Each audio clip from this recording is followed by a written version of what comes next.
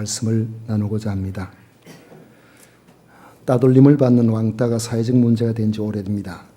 또래 집단이나 자신이 몸을 담고 있는 모임에서 따돌림을 받는다는 것은 당사자로서는 심리적으로 심각한 타격을 받게 됩니다. 아무에게도 말하지 못하고 혼자 고민하다가 때로는 그것이 관리가 안 되어서 극단적인 선택을 하는 경우도 종종 뉴스를 통해서 보도가 됩니다. 그리스도인으로 살겠다는 것은 어쩌면 자발적으로 이 땅에 사는 동안에 왕따가 될 상황을 견디며 살겠다고 결심하는 것과 같습니다.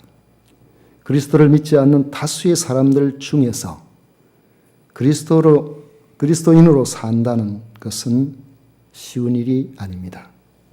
더욱이 그리스도를 전하는 이런 사명을 가지고 산다는 것은 인생이 어쩌면 보편적이고 또 일반적으로 누릴 수 있는 그런 것조차도 포기하고 살 결심을 해야만 가능합니다.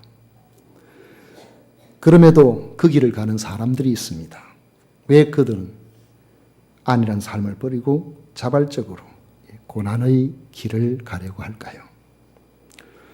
심지어 바울처럼 생명조차 아끼지 않고 남들이 가지 않는 길을 가고자 하는 이유가 과연 무엇이겠습니까? 그 이유가 있을 겁니다. 오늘 두 가지를 생각해 보려고 합니다. 첫째로는 주님의 부르심을 들었기 때문입니다.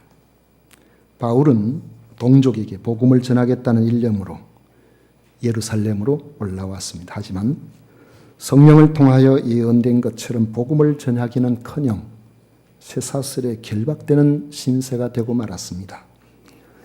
유대인들에 의하여 구타를 당하여 죽임을 당하기 일부 직전까지 갔는데 당시에 로마의 소요 사태를 진압하기 위해서 예루살렘의 소요 사태를 진압하기 위해서 거기에 주둔하고 있는 로마 군대의 개입으로 겨우 목숨을 건지게 된 것입니다.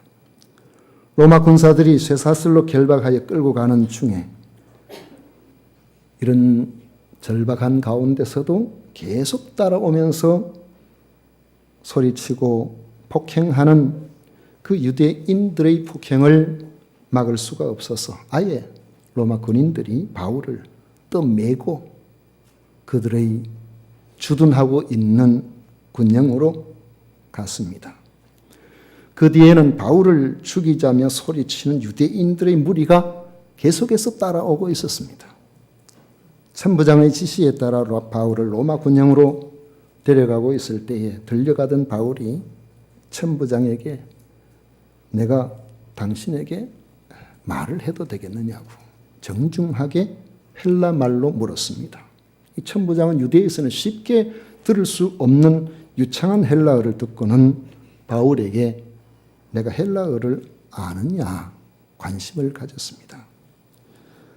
천부장은 바울을 잡아서 들어오면서 그가 생각하기를 이 예루살렘에서 이 바울을 폭행하면서 벌어지는 이런 소동을 보면 아마도 당시로부터 약 4년 전인 주후 54년경에 있었던 반란 사건이 있었는데 그 사건의 주모자였던 애굽 사람이 아닐까 이런 생각을 하고 있었습니다. 유대인 역사가 요세푸스의 기록에 의하면 스스로 위대한 선지자로 자처한 애굽인이 약 3만 명의 추종자를 거느리고 반란을 획책했다고 되어 있습니다.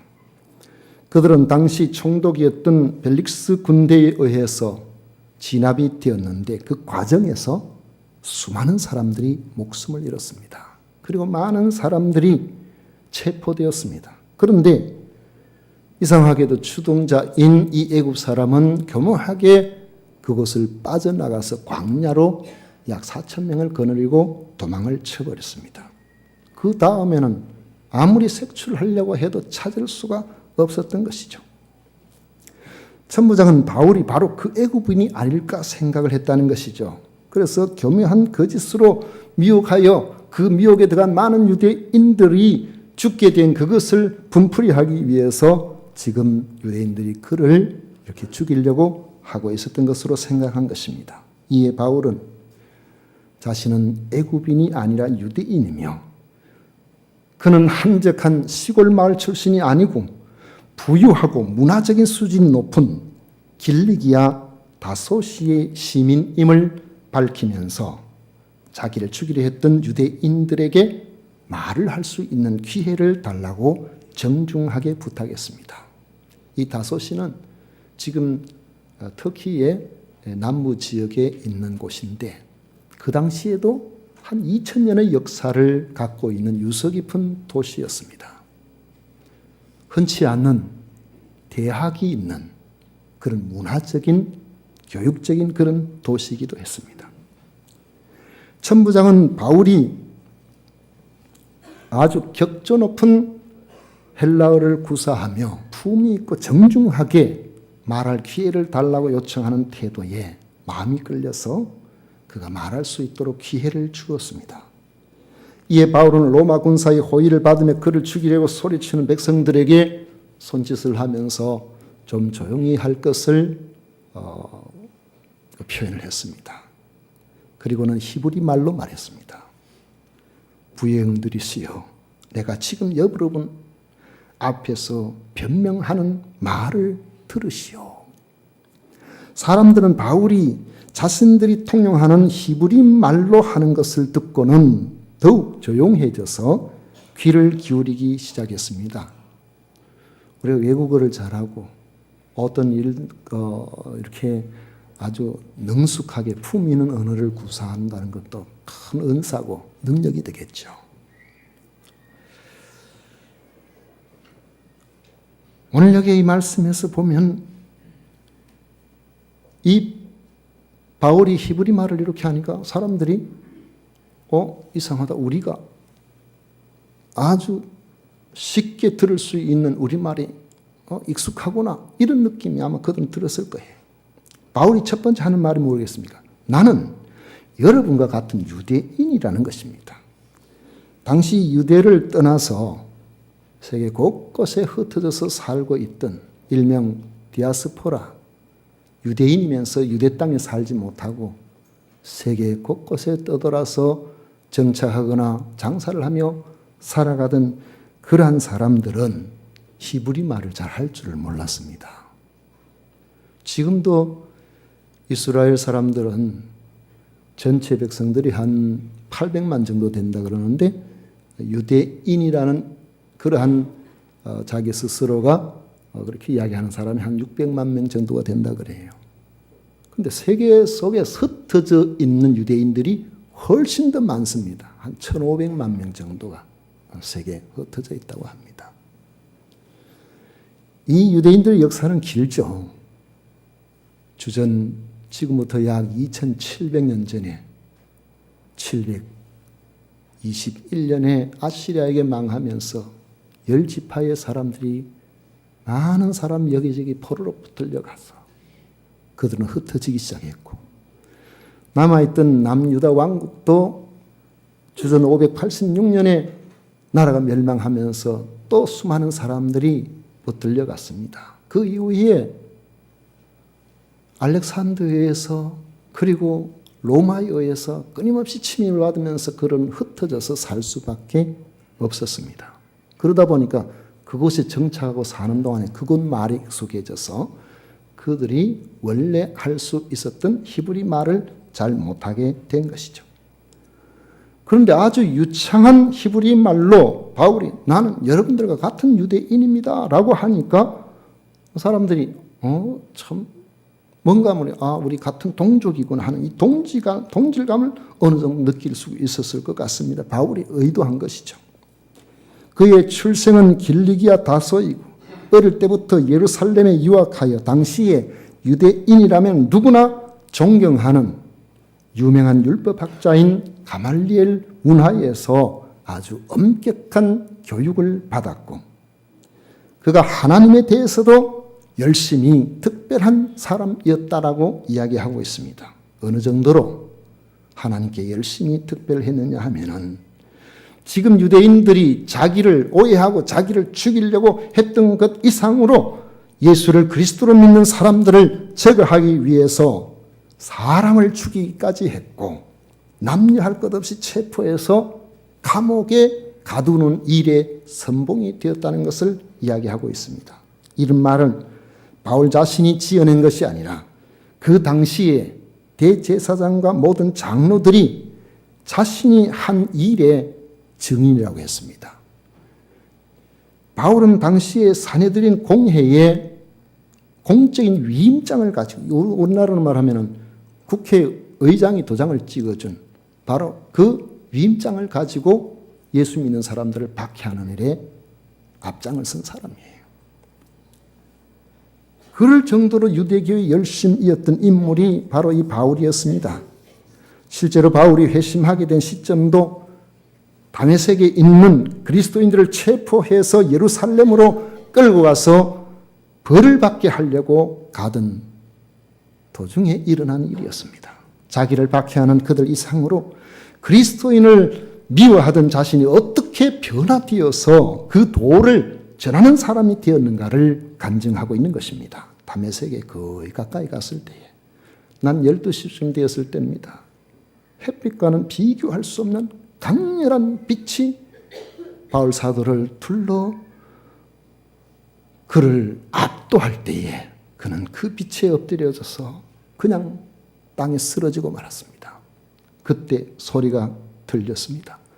사울아, 사울아, 내가 왜 나를 박해하느냐? 이 사울은 이 바울의 히브리식 이름입니다. 그가 대답을 했습니다.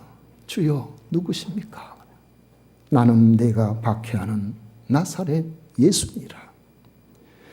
사울과 함께 살기 등등하게 다메섹으로 올라가던 이들은 빛은 보았지만은 주님의 음성을 분별하지는 못했습니다.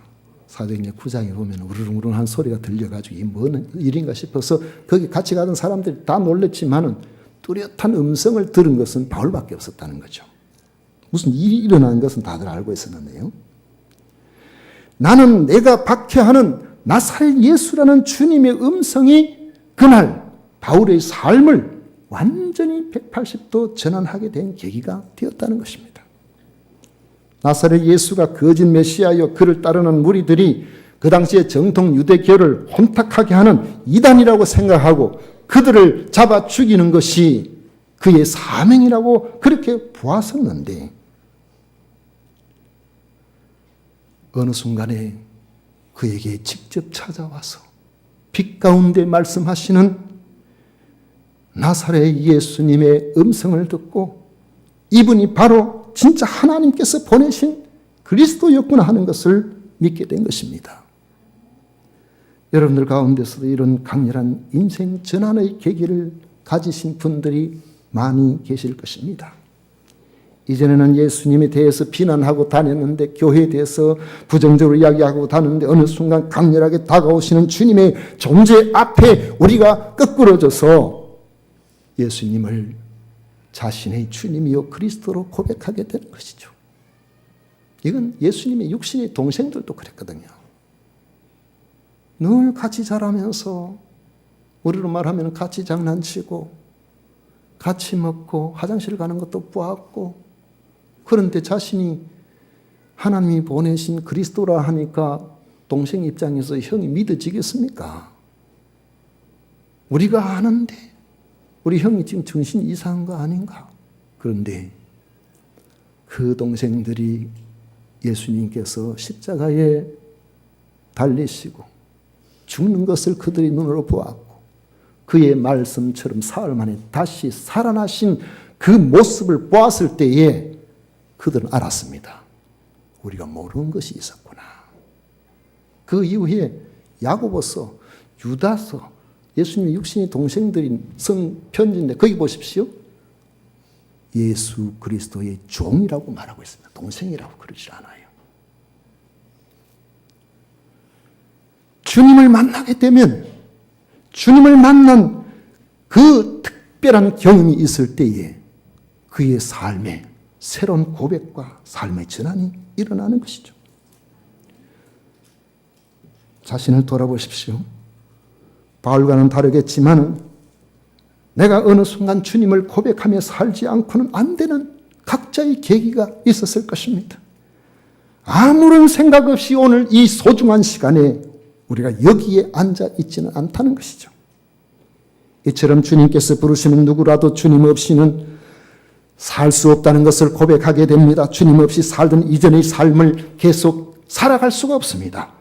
예수님을 주님으로 부르고 그분의 음성에 귀를 기울이게 되는 것입니다. 회심은 그렇게 우리에게 찾아오는 것입니다.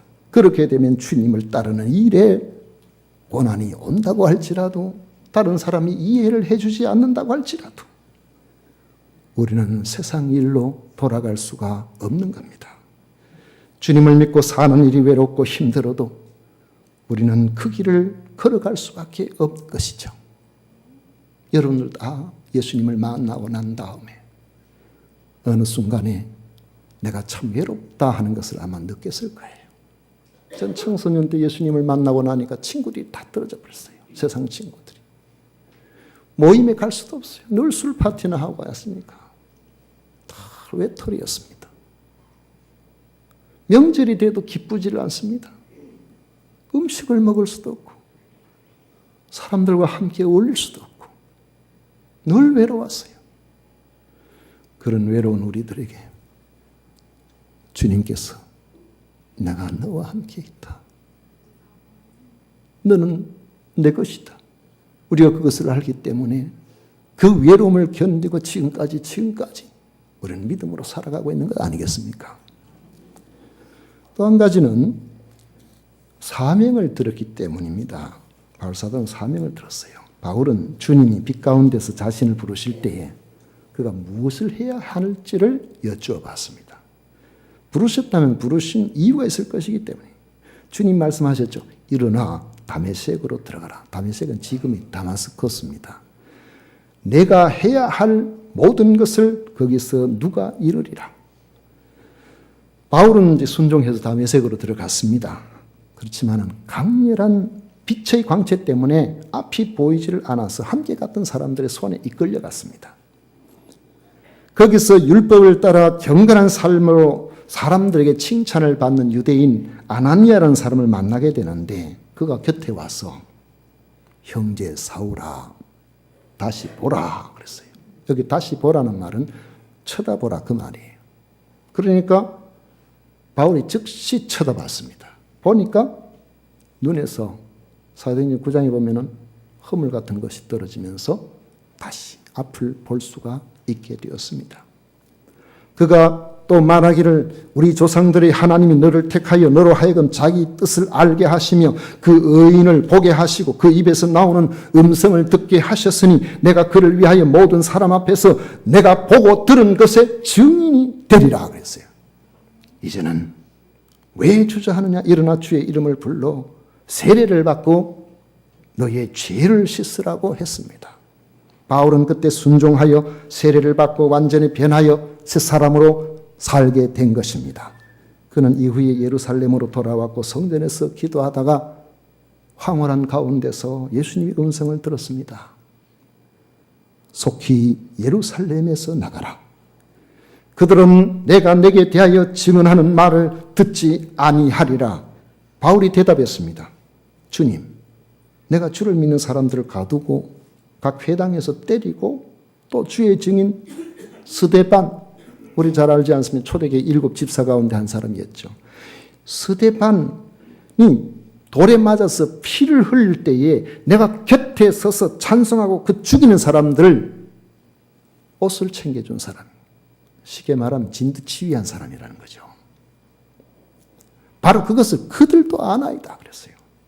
바울이 이런 말을 하는 의미가 무엇이겠습니까? 아마 이런 뜻이 아닐까요? 주님, 제가 이 유대인 그리스도인들에게 제 잘못을 조금이라도 만회하려면 유대인 동족들에게 복음을 전해야 되지 않겠습니까? 제가 주를 믿는 형제들을 가두고 각 회당을 찾아다니면서 때리고 심지어 스데반이 돌에 맞아 피를 흘리며 죽어갈 때에 곁에 서서 잘했다고 하고 사람들의 옷을 지킨 사람이 바로 저임을 그들도 알고 있습니다. 그런데 주님은 또 말씀하십니다. 떠나가라. 21절에 보시면 떠나가라.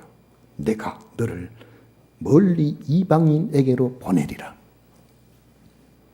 바울은 동족들이 자신처럼 예수님을 믿도록 하는데 헌신하고 싶었지만 주님이 말씀하시기를 동족들은, 유대인들은 너희 말을 듣지 않을 것이니 너는 이방인에게 가서 전하라고 말씀을 하신 거죠. 그래서 지금까지 근 20년 넘도록 바울 사도는 이방인들에게 다니면서 복음을 전하려고 애를 써 왔던 것입니다.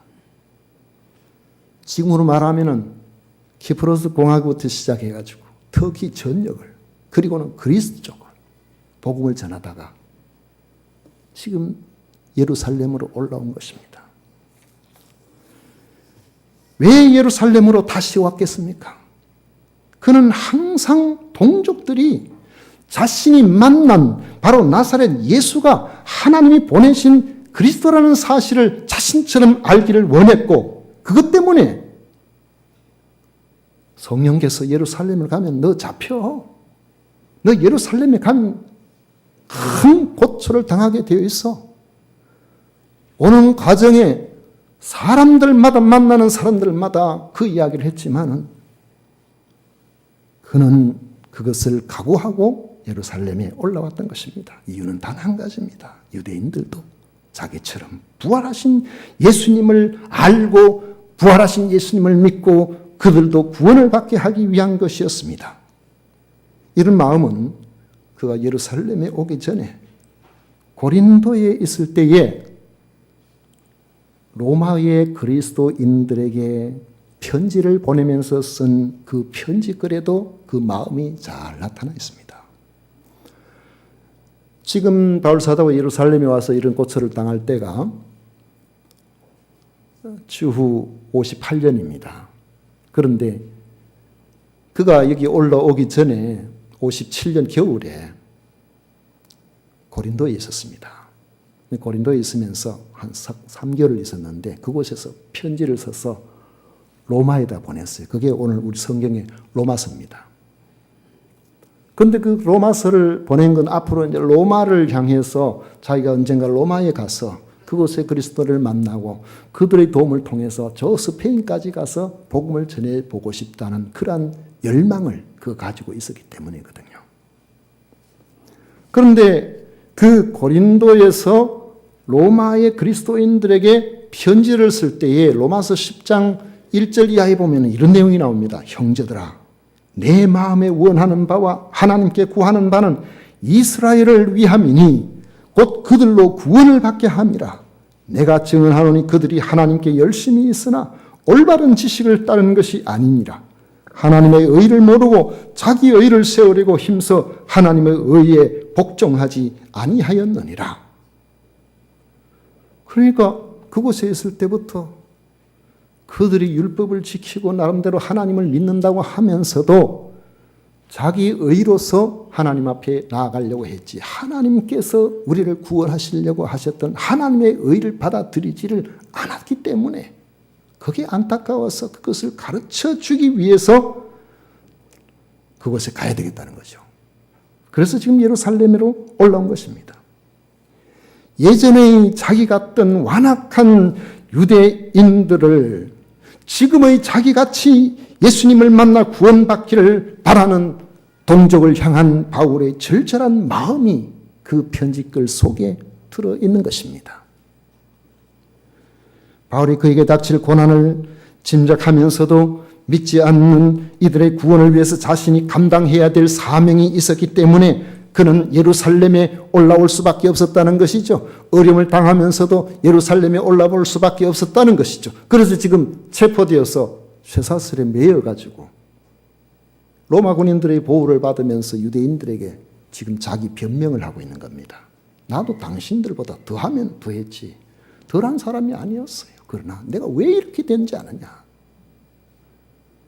예수 믿는 사람들을 멸절시키려고 하다가 담에서 또 상해서 거부할 수 없도록 예수님을 만났기 때문에 그건 돌아가신 것이 아니라 다시 살아나셔서 나에게 찾아왔기 때문에 그날로부터 나의 인생이 바뀌어진 것이다.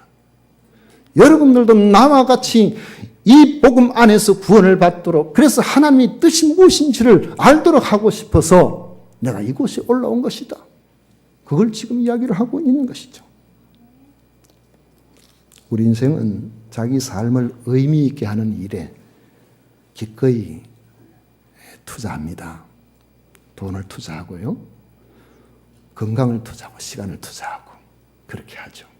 근데 우리가 곰곰 생각해 보면은 내 인생에 진정한 의미 있는 것이 과연 무엇이 있을까 이런 생각을 해봅니다. 진주에 가까이 살다 보니까 이 진주성에 갈 일이 별로 없어요. 그런데 지난 봄에 저 혼자 진주성에 다른 사정이 있어서 한번 들러봤습니다. 보니까 중간에 혼자 가니까 좋긴 하더군요. 안 가본데 곳곳을 들러봤어요. 그래서 중간에 보니까 진주 지역 부근에 흩어져 있던 비석들을 전부 모아놓은 그게 있어요. 여러분도 보시면 아시겠습니다. 가보세요. 사람들이 관리가 되지 않는 비석들 다 모아놨어요. 현감들, 제법 그 지역에서 이름 깨나 있던 그런 일을 해서 그분들을 놓치는 기념비들, 이런 것들을 모아놨는데 관리가 안 되고 풍화작용에서 판독도 제대로 안 돼요. 판독이 된다고 하더라도 그 사람이 누군지 우리는 모릅니다. 그 사람을 존중하고 칭송을 하고 아무리 좋은 글이 써 있다 해도 도대체 그 사람이 누군지 우리는 모르잖아요. 오늘 우리들의 삶도 수백 년이 지나고 나면은 아무리 대단한 사람도 거의 다 그렇게 될 것입니다. 그렇게 생각해 보면은 우리가 이 땅에서 의미 있게 살아보려고 수고하고 애썼던 그런 것들이 과연 보람이 있는 일인가 그런 생각을 해보고 허망하게 느껴질 수가 있을 것입니다. 그런데도 우리는 나름대로 목표를 세우고 나름대로 뭔가 목적을 가지고 일들을 열심히 합니다. 왜 합니까? 그거 없으면 우리가 못 사는데, 그거 안 하면 재미가 없어, 그거 안 하면 의미가 없어서 우리 인생을 못 사니까 뭐라도 의미를 두고 해보려고 합니다. 그러나 그 마지막은 허무하다는 것을 또 우리 다 알고 있어요. 우리 인생을 허무하게 하지 아니할 완벽하게 의미가 있는 것은 영혼에 속한 것들입니다. 예수님이 자신의 구원의 주가 되심을 알게 되는 바로 이 회심의 경험은 이 땅에 사는 동안에 하나님께서 우리에게 허락하신 삶의 의미를 새롭게 하고 열심히 감당하여서 죽어도 사는 영생의 확신을 가지고 주께서 우리에게 원하시는 그 나라의 소망으로 나아가는 길이라는 것을 우리는 안단 말이죠. 그래서 이 땅에 사는 동안에도 헛된 인생을 헛되지 않게 살아갈 수가 있는 겁니다. 어떤 분 저보고 정목사 당신은 어떤 사고를 가지고 세상을 사나요? 물어본다면은 아마 이렇게 이야기할 수 있을 거예요. 세상을 절대적인 허무로 본다는 것.